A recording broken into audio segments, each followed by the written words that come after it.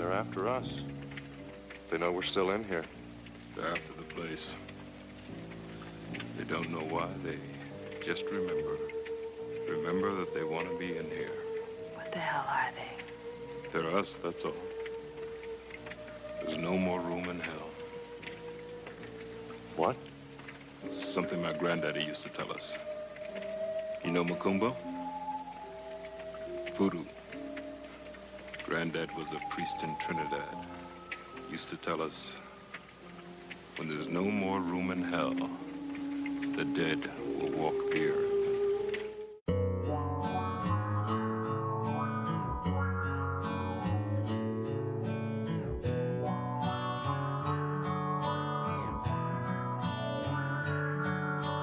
Welcome, y'all, to Backwoods Obscura, a podcast dedicated to the lore, legends, and myths surrounding the creatures that may lurk in your backyard.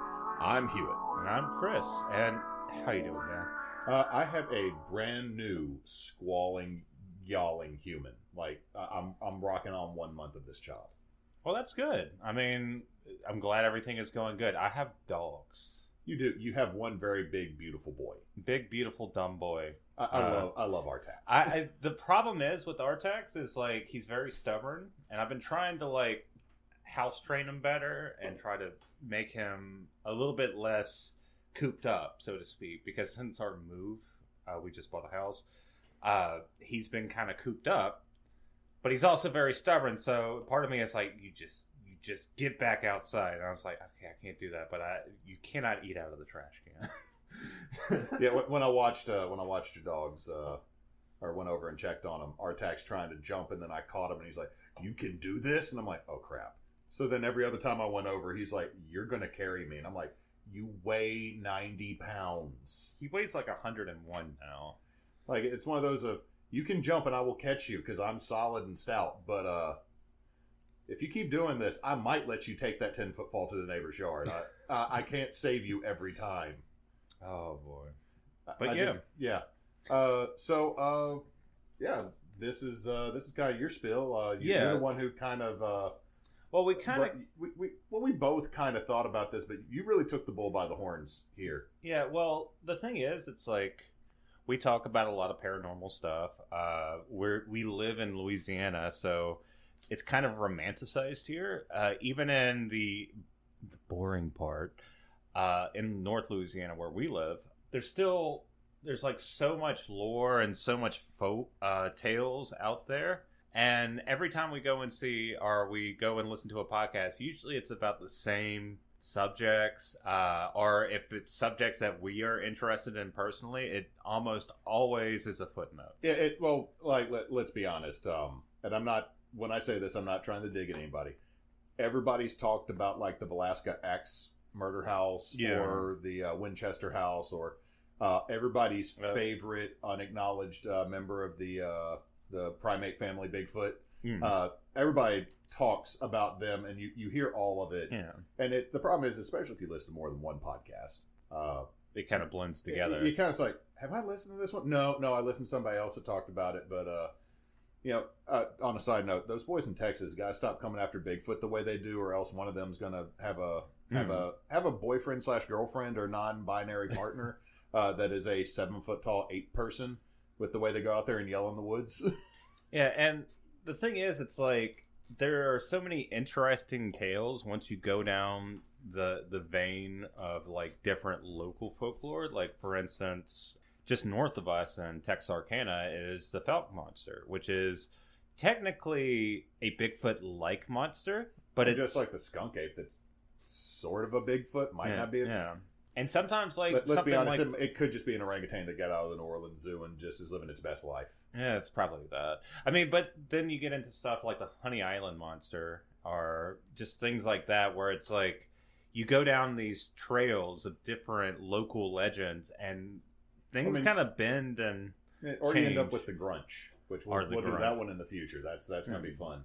But for this episode, we're actually just doing something fairly normal, but we have a lot of opinions on it, and I think it's a subject that has gotten so big that people have kind of forgotten the roots of it. A little bit, but I mean, also, I guess one of the, like, I guess one of the early rules, the hard and fast rules that we have in this podcast, is that it has to be tangentially connected to Louisiana, which is where we're from.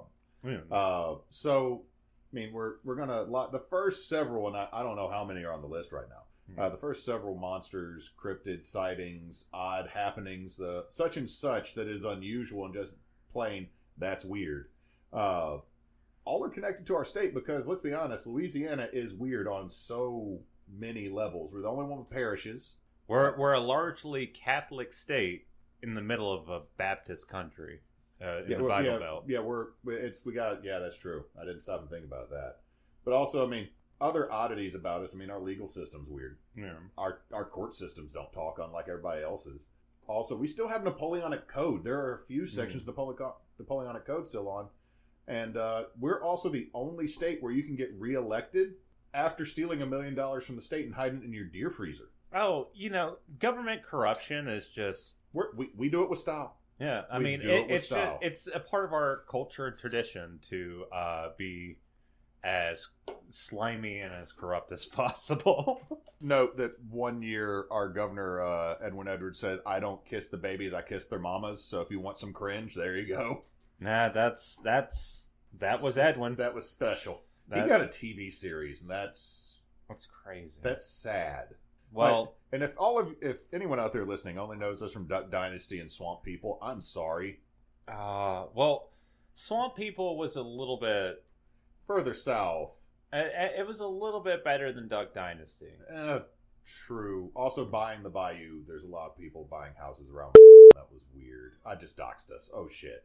Oh no. Oh, we can edit this. I can put anything there. You know what could be there? Fucking England. You don't know. Albuquerque. Yeah, we live in Albuquerque, Louisiana. Insert town name. I mean, Jersey. I mean, honestly, if it comes down to like anyone trying to come here, it's like, come on, we'll have cook fun. For you. We'll cook for you. We live in. Yeah, we're gonna have to edit that part. The first one we're gonna take is probably the most well-known, and I think there is a yowling human in the background. I don't know if she's getting picked up or not. Oh, it's okay. So the first monster, cryptid, mythological creature, whatever we're going to talk about, is probably the most mainstream, even though we just talk trash on that. But it is pretty much like connected to Louisiana because it's connected to voodoo and hoodoo, and that is the zombie. Yeah, and like I said earlier, it's something that has gotten so big now that people often. Well, I mean, it's the first modern monster. Yeah. I mean, we live in an era of the Rake, Siren Head, and Slender Man popping up on the internet and now becoming some type of Tulpa type cultural monstrosity that like people actually legit believe in these creepypastas. Yeah. I mean, like the Russian sleep experiment and the picture on it's Dr. Nightshade's ghoul from his haunted house that someone put up. Really? Yeah. I didn't know that. Yeah, we're 2 steps away from the Russian sleep experiment because we knew ASI. Dr. Nightshade was a member of that. The picture that is on Creepypasta of the curled up little ghoul is actually something that sits in his haunted house in Houston, Texas. Really is a small world. Yeah, I know, right?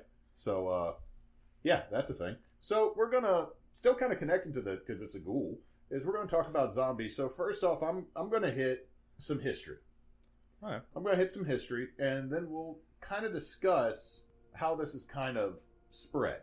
Because the original zombie, Z-O-M-B-I, Haitian, or zombie, Creole, have been around for a very, very long time, to the point that written history doesn't exactly know when, but I do know that in 1819 it was the first time it was written in the English language in the history of Brazil by Robert Salvi. So you could say it's something that is like... The concept's been around very long, but the actual written down name is only about 200 years old, and even then what was written down 200 years ago is not what we think of today. Now also something fun is this connects possibly to the my handwriting's terrible, so it's either the Nambi or the Vambi from Congo, which is a ghost, which is a spirit that can be pulled out of or put into a dead body. Oh, okay. So you can Pokeball this one. So you can Pokeball zombies. In a way, yeah. To get into the Haitian history here, first Which off, is the Haitian history of the zombie, which is the prominent, which is where most of what we would associate with the traditional zombie, where the traditional zombie comes from, is through hoodoo and voodoo practices. So, first off, the definition of a Haitian zombie is a dead person that has been revived by a Bokor, a sorcerer or a warlock. I will now call them a sorcerer or warlock because I will not repeat that word repeatedly because either I am mispronouncing it or I'm going to get the attention of something I don't want. Yeah, which is something anyone that's listening to this podcast later on will note me for. I will say a creature's name once and then probably not say it again for the rest of the podcast because there's the rule of 3 and I don't like messing with that. I'm a skeptic, but I've had enough weird crap happen in my life that I don't want to antagonize. You're like a Louisiana skeptic where it's like, I don't really believe in that, but I'm not going to test it. I'm not going to. I don't mess with the Rougarou. I don't believe in the Rougarou, but I don't mess with the Rougarou. 13 pennies left outside might not be a bad idea, but I don't necessarily believe in it. God, I fucking sound like a QAnon with that bullshit. No, I don't think that it's that bad. No, anyway. Unless the Rougarou is drinking adrenochrome. Yeah. But anyway, the warlock will take this undead individual that has been revived and use them as a non-will having slave to complete physical labor or other undesirable task for the warlock. There's also another version of this known as the zombie astral, or astral zombie, that is a ghost in a bottle. Pokeball concept again.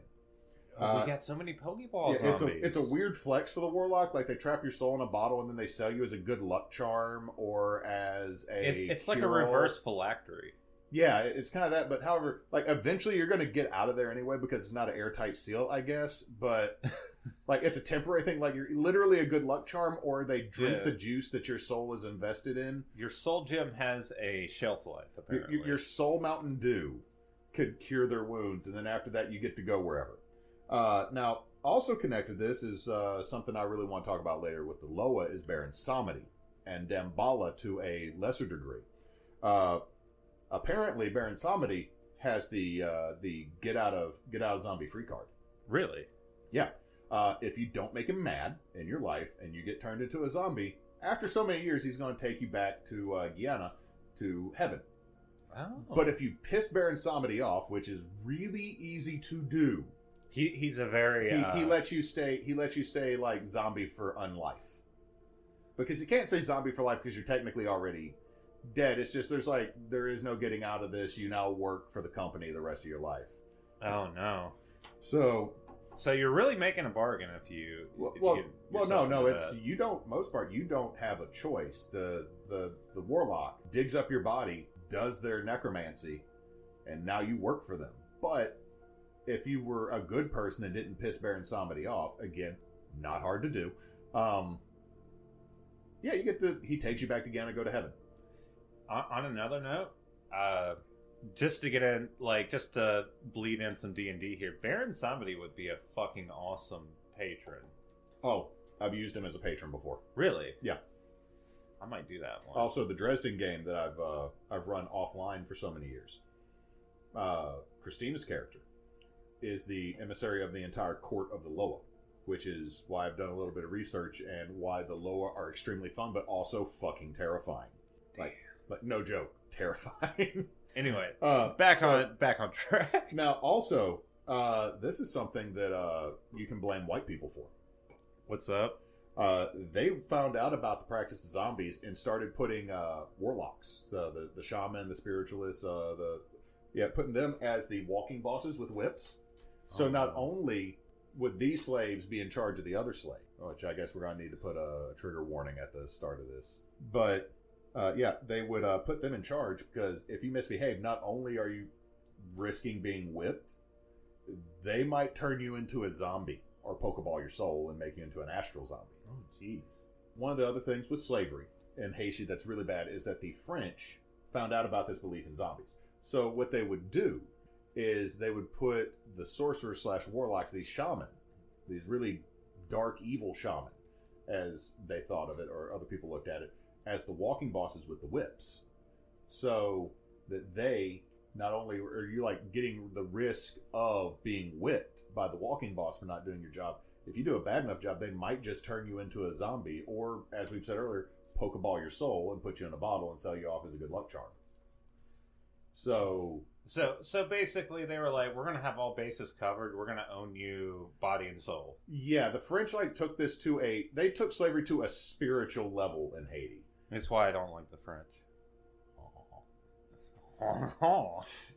Anyway, there's some other things that end up that whenever we eventually talk about the Loa a little bit more, there's secretionism between Catholicism and West African religions. Like, this is a very big oversimplification, but if you take Anansi the spider, you add St. Peter, you put him in a coconut and shake him up, you get Samedi. That's it's the word. It's like, how can you simplify a religion to the base levels and it sound terrible, like a magical carpenter that comes a lich? I mean, you boil any religion down, it starts getting crazy. Yeah, that's some wild shit. Now, So, I wanted to go back to something. Hold on, though. Or... You know how you cure a zombie, though? You throw salt at them. Really? You assault a zombie, and they're cured. God damn it, Hewitt. Dad jokes. Okay, I was gonna go back because we were talking about like the Haitian roots of zombies, and the thing that really reminded me is a movie that was kind of a precursor to the modern zombies is Bela Lugosi's White Zombie. That's a good one. I Yeah. didn't write anything down about that one, but when we get to the more modern end of things, sorry. Yeah, and it's one of those things that I wanted to talk about, or I wanted to bring up, because it's like very much just the first little bits of like zombie lore that you see kind of permeating into the mainstream, but it's not like Night of the Living Dead. Night of the Living Dead is what solidified zombies as what they are now. Yeah, and we'll get to that because like I got a whole section. I'm pretty sure we can go for an hour at least just on that. Just on that, because I'm not a huge horror buff, but I do love zombie flicks. And some of my favorite movies are zombie movies. That came out weird. Shaun of the Dead. Shaun of the Dead's good. I love Dawn of the Dead, obviously, but talking about White Zombie though. White Zombie, I mean, it's just about a guy that is, if I remember correctly, it's been a while since I've seen it. Bela Lugosi is he's a white dude, right? Yeah, he is a white guy. And he becomes a zombie? No, he's okay. He is basically a warlock that is getting other people to work, getting the corpses of other people to work for him. There is I think it's a John Carpenter movie. There is a John Carpenter movie I cannot think of the name of.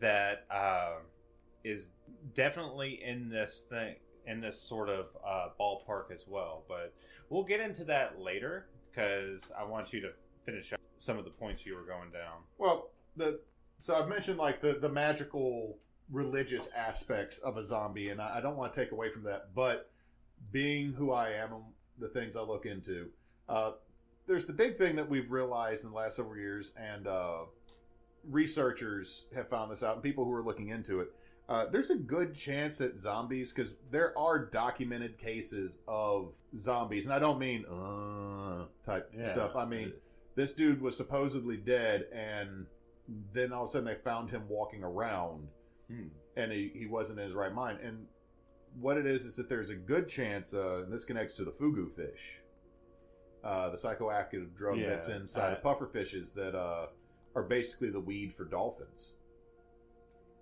It's the one that can drive your heart. Excuse me. It can drive the heart rate down to basically undetectable. Yeah, for faux death. So what it is that there's a psychoactive drug that can basically render you brain dead. That's made off this powder. That's made by warlocks. Because again, I'm not going to say which. Okay, I don't want to use the term witch doctor because there's some problematic aspects to that. Yeah. And I don't want to say the actual name of this type of magical entity or individual again. So the warlocks can make this powder, and a lot of it does rely on pufferfish poison that can render you to where you seem dead, and then they dig you back up, and then you're more or less just on autopilot. Yeah. So it's basically like a lobotomizing.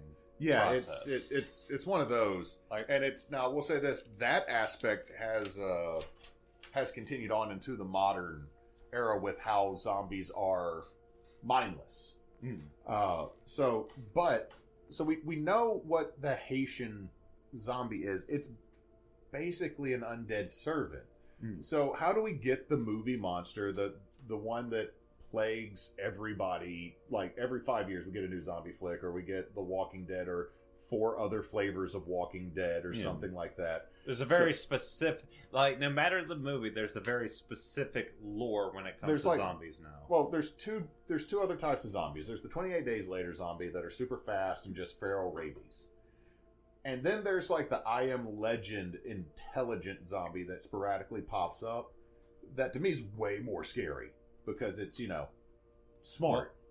I mean, there's also the chance that they were vampires, and I got that somewhere in here. But the thing is that most of the time when you hear zombie, you don't think a poor soul that got trapped by some dark magician and necromancy to be their servant. You think of, oh crap, if they bite me, I'm going to turn. Are The Walking Dead, literal. And there's a reason for that, is because we then move to what's called the ghoul. Now, the ghoul is a pre-Islamic Arabic creature. It's that old. Yeah. And I thought ghouls came out of Europe, but no, it's... Well, when I think of ghoul, I think of almost like a strigoi. Well, I mean, yeah. Strigoi is vampiric, or it's usually talked about... It's very beastly vampiric, though. And that would be a fun one to talk about when we start, like, categories of vampires. Would be fun later, but... So, what it is, by most definitions of a ghoul, they are an undead graveyard carrion feeder. Now, there's a chance, like, in some of the myths, they're related to jinn.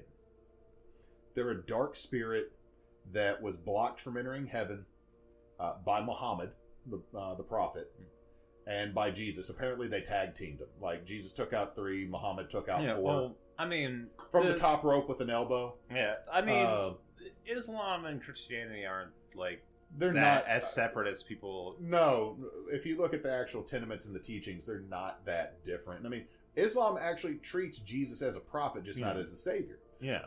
So, anyway, it's the 2 of them blocked them from getting back into heaven. So these type of jinn got stuck here, and to keep their essence going, they had to feed on the dead. But also, there's a few stories that are connected to it that the jinn are ghouls are specifically female, shape-shifting jinn that lure men to their deaths to feed on them. Similar siren. Kind of like a siren or a succubus. So, there's this idea of this kind of ghastly creature that feeds on the dead that's, some type of other. And so that's going to get absorbed into the zombie later, especially with Romero. But then we get the European concept of the Revenant. Oh, okay. Now, so hold on. I jumped the gun here. There's a European concept. When they adopted the ghoul, they became genderless. Really? So ghouls are just these genderless creatures that are kind of related to the Slough of Irish myth, another type of undead fae. Ooh. So, and then they started to live underground. They got combined with other boogeymen to where a ghoul just became a flesh-eating monster. Yeah, I mean, a human could technically be a ghoul if they went cannibal. Yeah, well, and that's getting into a whole other section of, like, Native American lore, but...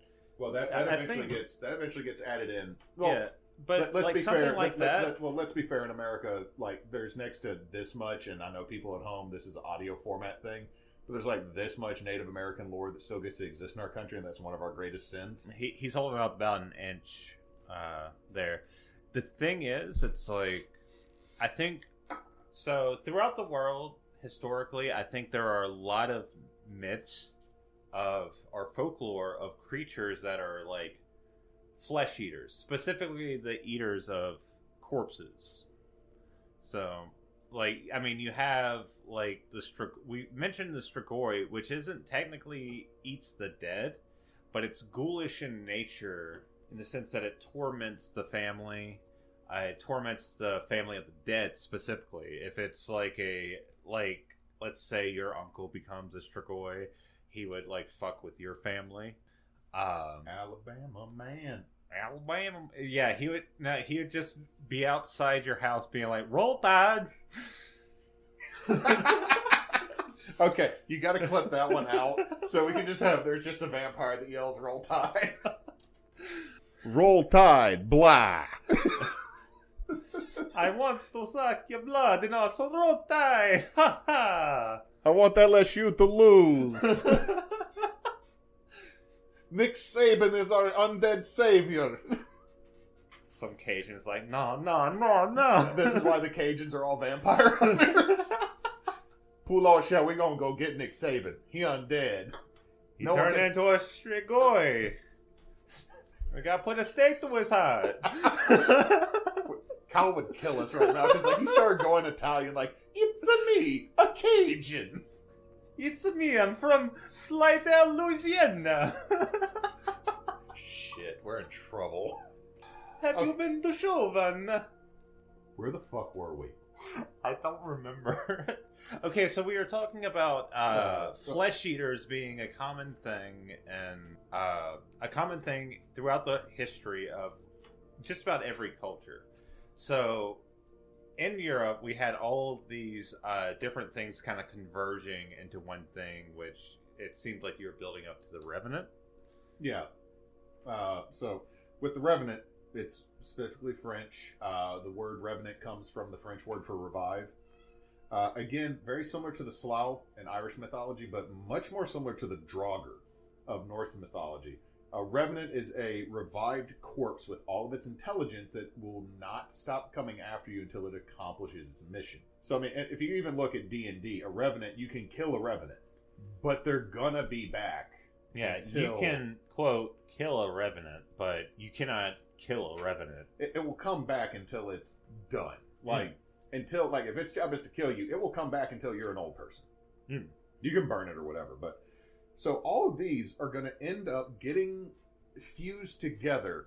But the thing is that the word zombie is the one that stuck. Because we got Wraith, we got Lich, we got, Ghoul, Revenant. We have so many other words for just the numerous types of undead that can come back to haunt you and hurt you.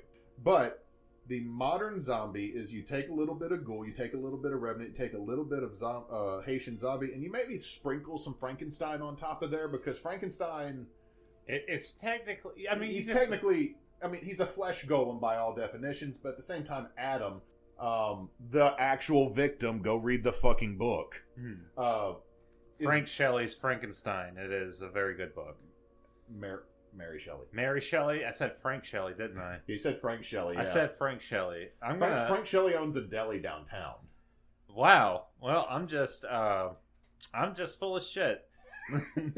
Anyway, you take all these and you start to get the idea, but then we get to a very problematic writer of the horror genre that you and I both enjoy stories and movies based off of. H.P. Lovecraft. Mister, I'm going to name my cat a racial slur. Yeah, we're not going to mention that one, but Jesus Christ, when I learned that's what he actually named his cat. But that man, was incredible. Like, he was so agoraphobic. Like, that man was so racist that even people in, the 1920s and 30s is like, whoa, you need to cut it out. You need to chill, bro. Here's the deal. He didn't like people from outside the town he lived in. Yeah, he hated... He was like... He went to New York and hated every... Okay, I can't hate him on that because, I legit feel like if I went to New York, there's 4 places I want to go, maybe 6. And then after that, I'm going to hate everything else about it because there's just 4 million people in an area the size of our parish. But even still, I remember... No, he legit, if you weren't... Okay, H.P. Lovecraft, which the award that used to be named after him being renamed, 100% legitimate. Yeah. If you weren't the right kind of white for this man, here's the deal. This dude was so agoraphobic, so xenophobic, that he created probably some of the best terror because he was scared of everybody that didn't look like his little pasty ass. It's so weird because people like him usually make really... he was kind of a lightning in the bottle situation for racist and xenophobic people, because most of the time, if you read any sort of bullshit that you see from like white nationalists. It's like garbage, like objective. Him, it's like, okay, he's just gonna No, I don't think that's that. Well, I guess objectively is the correct term here, but I think like it's just legit anything a white nationalist writes. Oh yeah. Well, I'm saying from like let me be clear. I'm talking about from a technical level. Just like even if you take the racism out of it, it's still garbage. Yeah. Like with H.P. Lovecraft, it's like I'm a terrible person, but I'm going to write a type of cosmic horror that is actually going to last and evolve and become really good. And like, let's be fair, he set the groundwork for what a lot of people perfected. Yeah, actually, that is really good because his stuff isn't exactly like if you go back and read his shit. Let me break it down. Let me break it down for how every H.P. Lovecraft story works, because I can also do this for Hemingway. It's always in the first person, slowly going insane, finding something I shouldn't find, going more insane, and then, oh God, they're coming. Yeah. That is every H.P. Lovecraft story. All the while, it's all over-explained, padded out nonsense. But the concepts were there to make a good horror story, which other people, less horrible people, have perfected. Right, and I guess we're doing that to try to, like, Chris and I love the Cthulhu mythos. Yeah. We have used the hell out of it in different games and everything else. But the problem is the person who helped create it is extremely problematic. Well, so, he's a piece of shit. Yeah. Just straight up. Yeah, it's... Thank you for... You know what? Yeah, no kid gloves. Yeah. But fuck him. He's here's dead. the deal is that... So, Herbert West, the Reanimator series, he helped set some of the... like the three core things that would become true about most zombies in the modern era. 1, they're uncontrollable. 2, they're violent. 3, they don't. Now, with the exception of the Doctor who came back in the Reanimator, which I don't think I'm spoiling a fucking 40-year-old movie, but hashtag, I guess, spoiler warnings. Spoiler warning. Hashtag hindsight spoiler warning. You know what? No, I'm not. You know what? No spoiler warning. It's a 40-year-old movie. It is not spoiling it. Go watch The Reanimator. It is a classic zombie movie. One of the best. Tentacle intestines. Tentacle intestines. Now, it has also, some weird things. From him, though, another one that we both like, Tales of the Crypt, the comic book series, and the horror comics of the 1950s, then took that Herbert West and started moving forward. So we're starting to lose a little bit of the Haitian backstory, the real honest zombie. We're starting to lose through the 1950s, becoming this more ghoulish undead. Now, this enrolls into the Last Man on Earth, the I Am Legend, where again, they're intelligent in that book, but they are undead and they have a weakness. Now, again, this kind of leans into vampires, but George, I think at this point, when I Am Legend was written, when it comes to that point in time, I think the sort of distinction between vampire and zombie in popular culture. One, I don't think zombies were really a thing at this point, right? No, we're solidifying the concept because I mean, there's also like it. God, there's another old sci-fi movie like it came from Planet 9 or something like that. Planet 9 from Outer Space. That one. The worst movie ever made, quote unquote.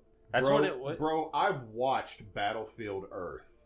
That is the worst movie ever made. Well, like that was the whole marketing gimmick for the longest time, and then 2000 happened, and the sky's the limit on how bad you can make a movie. I mean, we're still making Fast and Furious. Yeah. At me, Vin Diesel. I mean, The Room happened, Birdemic happened, and in some cases, a lot of movies are just made to be bad.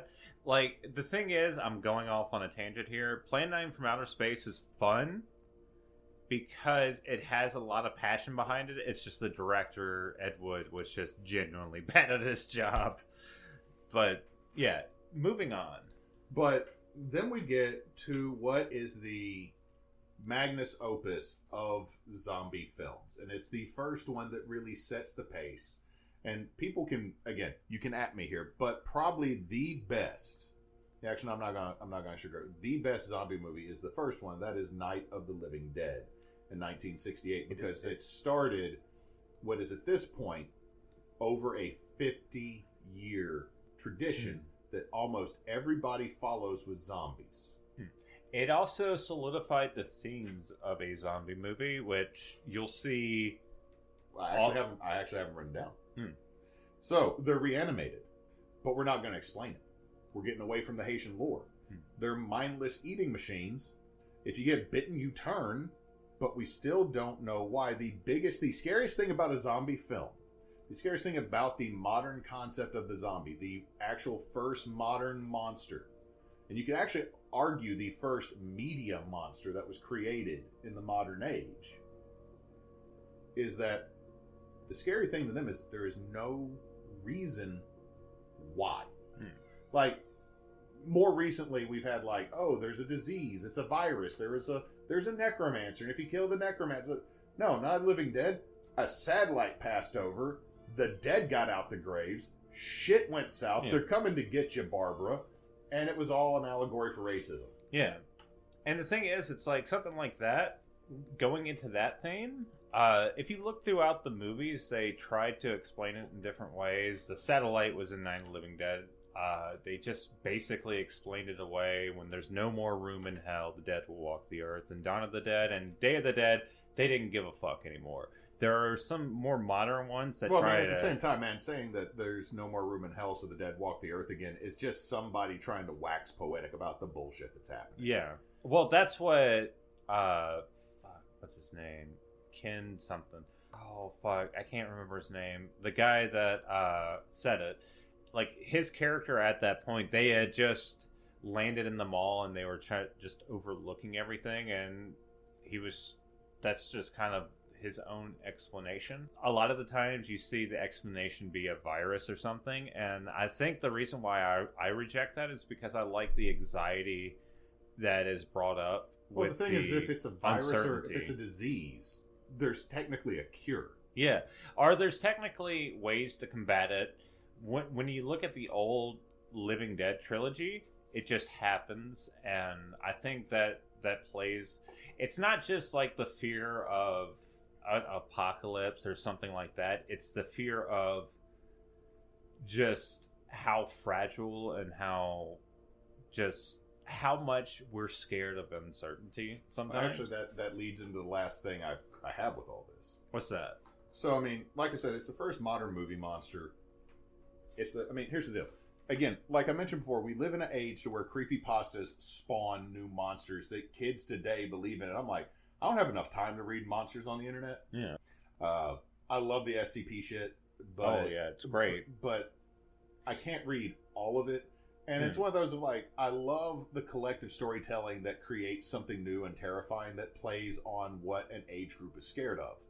Like, if you go back to our grandparents' generation, people who fought in World War II, their fear was literally the Nazis were doing weird shit. Then you get back to our parents' generation, and the communists were doing weird shit.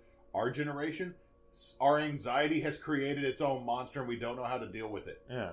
I mean, the SCP universe is almost like I hate to use this term, but MCU of, like, different creatures that everybody has kind of just like thrown their little right. But here's the deal with the zombie. I mean, we have gotten so far away, like in the however long we've been doing this for this one, because I ain't looking at the clock. The thing is that we have gotten so far away from what the actual historic and lore and religion aspect of what a zombie is, that we've now gotten this modern concept of a zombie. And let's actually, because the thing I was going to end all this, because I've just blurted all this out, and when we talk about some of the other ones, you're going to have most of the information. But the scariest thing with zombies is not the zombie. It's that we don't know why the zombie. We don't know how the zombie. The zombie is a moving other. And it's human nature. Like, it's a deep down human nature that an unnatural other, an uncanny valley. Zombies are pretty much the textbook example of uncanny valley. And because they're human, but they're not. Because if a loved one became a zombie, you're still physically looking at your loved one. But it's something else. But it's a grotesque. To use the actual definition of grotesque. Again, it feeds into that sort of anxiety of not knowing, because humans are very much, I guess that's where existential dread comes from, because it's that anxiety of not knowing. And then a zombie kind of plays into that, because it's something everyone like talks about what's scary, or a fast zombie or a slow zombie. I don't think that's the thing that makes them scary. It's the fact that they're this world-ending plague that just comes out of nowhere, and no one really has any explanation about. One of the best books on this is Max Brooks's The Zombie Survival Guide, and I highly recommend, if you have Audibles, to go get the voice cast version of the book, because Mark Hamill is in it, and it is so good, because Mark Hamill is just the voice of a random soldier, and just the idea of, because the thing that's funny is it would have been our age group fighting in World War Z. Just the irreverence of our age group. And here's the deal. Zombies, like, my dad's the tail end of Boomer. Like, he's almost early Gen X. He doesn't get zombies. He's like, dead don't get up. You kill the dead stays down. The dead don't get up. And I'm like, yeah, I get that, but the fear is that they do. And, like, that's an age-old human. Why is the vampire scary? They're fucking dead. Some versions of the werewolf are dead. So, I mean... Well, but it's breaking a law that we've come to understand. It's a fundamental truth that it's broken. Yeah. But the thing is that zombies play on anxiety. And millennials, especially younger millennials, and the first part of Gen Z, these Zoomers, that is the age group that has... a lot of anxiety. A lot of it. To be fair... We had a lot of it, To be fair, it's been a wild 30 years. Like... Since '93, it's been a wild set of 30 years. You know, if you would have told me at 22 I'd be buying a house, I would have told you you're full of shit. I'm just saying, the shit that has happened since the mid '90s onward, it's like we can't get 6 months without a scandal or some bullshit. But and that's not. Well, I was talking about economic stuff. That's not what we're going into here. But the thing is like it's been a wild 30 years. So you have people that are getting close to 40 that have crippling anxiety. And what does the zombie play on? It's just anxiety. And the thing is, it's really great if you watch any zombie movie or read a zombie book. They're the background. And that's what makes it even scarier, because really what you're focusing on is they're survivors and they're going to kill each other and there's betrayal and it's human nature. But the thing is that zombies are so omnipresent that they have to work. Everyone's worried about how they're going to work. The thing is that they're just there. Like, they are the landscape. You can't go in the woods without finding it. Like, here's that. We live in an area that, like, our parish has about maybe 100,000 people in it, which is not small. But if you go up to parish, they have 45,000 people, and it's a bigger parish. So, like, law of averages says you're not going to go in the woods and find zombies, right? Well, but the thing is with a zombie movie or with a zombie story or with a zombie concept, they're always there. They're somewhere. And it means that no matter what, you always have to be on your guard. And the thing is that that's never the main focus. That is just a understood. Like, after the first 5 minutes of any zombie thing, zombies are here, we have to deal with them. And so now I have this constant pressure on me that's worse than me just going to work on Monday. And it kind of plays back into old human folklore's tales, because if you think about it, a lot of creatures back in the day were just, you don't do this or else that will get you. Like, you don't go out into the woods. 90% of fairy tales are don't go in the woods, something's going to eat you. Don't talk to strangers, they're going to eat you. And there's always there's an omnipresence to a lot of folklore. Well, I mean, to be fair, what's honest is you could, and I'm not saying we do this now because that'd be a whole nother hill of beans, is that you could argue zombies are very close in the same fear category as fae. They kind of are. Because they're always there, and they're a problem unless you know how to deal with them. And the thing is, the other thing, I guess, let's switch to a positive aspect here. With anything with zombies, there's always the perseverance of the human spirit, and that we can overcome anything. Yeah. Because let's be honest, undead in the woods, our age group would be more than 100. Like, a lot of us would die. A lot of us would die, but the ones that survive, it's like, all right, it's Tuesday now, and they just swing the baseball bat. Okay, it Gotta go get Zombieland coffee. Kind of, Thunk. Zombieland kind of did a good job, like millennializing. We are millennials here. I'm very much in the elder millennial category. Sometimes I'm classified as Gen X. Yeah, you're in. I'm the old man. I know this. Yeah, Chris. well, you're like very late Gen X, very early millennial. I am in the Oregon Trail, my dude. I'm the Oregon Trail generation. I'm just like because I can definitely not bring more back than 200 pounds. Yeah, well, I was born before 1990. That's technically elder millennial territory, which is fine. I'm up there, but like the millennializing of like zombies has, I would say, like Shaun of the Dead / Zombieland, where it's the silly, like there's definitely like serious notes in those movies, but they're played for they're comedy movies at the end of the day, and it's like how would modern people actually react to all that? It's like, well, shit sucks, at least we're having fun. And shit sucks, but I gotta find bread. Yeah, you know what? Oh my god, it's all an allegory for capitalism. Gotta get that bread, yo. Well, here's another thing. It's like with Shaun of the Dead, they're trying to get to the Winchester Inn and Tavern. So basically, it's not an inn, is it? It's a tavern. Yeah, it's a bar. We'll get there, and it'll all actually hold on. I got the sign over there for it. We'll get there and just wait for this all to blow over. Yeah. So it's basically them trying to alleviate anxiety in a by very going to the bar. They're just like, we're just going to go to the bar, just hope for the best. Which is something I could see a lot of millennials doing. It's like, okay. No, dude, the zombie apocalypse hits, the first thing we're doing is we're raiding the liquor store because that's liquid money. Anyway, so back on to our big thing. This is the reason we hit this is because zombies are tangentially related to Louisiana through hoodoo and voodoo. We're the state that, like, here's the thing that's funny.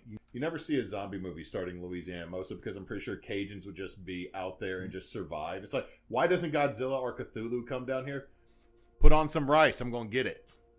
It just... How many tags? Like, I'm not doing an accent with this, but like, legit, I've talked to Knox about this, and if Cthulhu was to rise out of the Gulf of Mexico, somebody's going to go, how many tags do I need? And put on the rice. And I'm like, Cthulhu Voodoo. Like, someone would try to do it. And another thing... That's why the first thing Cajuns did when all of a sudden we started talking about murder hornets, that forgotten plot from 2020, was, can you fry them? But, like, if you think about, like, South Louisiana, as much as it's disappearing, like, how many fucking zombies are really going to survive down there? To be fair, I don't want to deal with a zombie gator. Well, okay, but... like, historically, zombies were only human. There was never like zombie animals. Like, let's go with like traditional. Like, I don't know. Resident Evil had them dogs, dude. Well, that's a virus. Like, technically, they're not zombies. We're talking about Romero zombies. They're not going to do well in the swamp because they're going to rot. Yeah, and I think Cajuns just be like, yeah, whatever, okay. The amount of Louisiana trying to kill our own francophones off, they'd be fine. But so I mean, the thing again, we picked this one because this is easy, y'all. This was no lie. This was an easy one. Chris and I could go on for another hour, at least, if not make this into a whole. Let's do a 24-hour fundraiser and talk about zombies. And if we can salvage enough of this and people like it, we'll probably do that. So anyway, so that's our first monster, Chris. Yeah. So do you want me or do you want to do all the socials for all the stuff? Well, I didn't have anything planned in my head, but yeah, you can find us on Twitch at Team Bonus Action. We are also on, what is it, Twitter, X, whatever they're calling it nowadays. I refuse to call it by its new name. But we are Team Bonus Action on Facebook, Twitch, YouTube, Threads, and Instagram. We are at _bonus team on Twitter. And you can also find us for a while on teambonusaction.com. And I'm not 100% sure when this will actually hit your podcatchers, but if it is before November 3rd, we will be doing a series of live play RPGs to help raise money for the Backwoods Children's Hospital in Mississippi through the Children's Miracle Network. It's something we do every year because no parent should have to worry about paying bills or their children's hospital bills. So to help people alleviate the hellscape that is our healthcare system, if you could please donate, we would greatly appreciate it. You can go find us at Team Bonus Action on Extra Life, or you can donate using, if you go to Twitch, you'll find a link on there that allows you to click and donate. And I think that's this is successful for the first one, right? Yeah, I mean, good warm up, good start. GG.